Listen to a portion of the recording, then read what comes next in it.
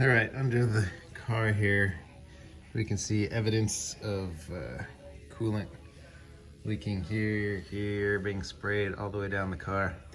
So I'm gonna go ahead and remove this panel and investigate. These are all 16mm bolts. All right, I don't see any obvious signs of leaking from around here. So I'm gonna go ahead and remove this big plastic panel so I can see forward a little more.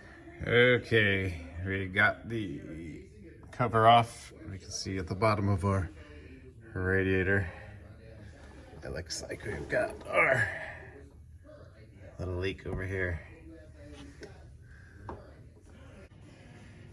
Okay, next I removed this T20 from right here and another one on that side, right on the front of the car.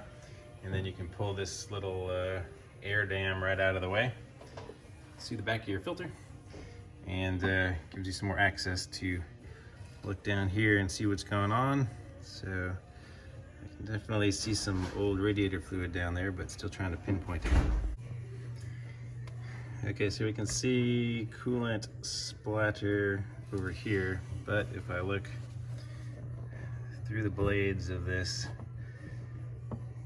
you can see some dried coolant in the center of the radiator there. So I'm thinking maybe the radiator is cracked or leaking somehow and might just need to be replaced. Let me know if you agree.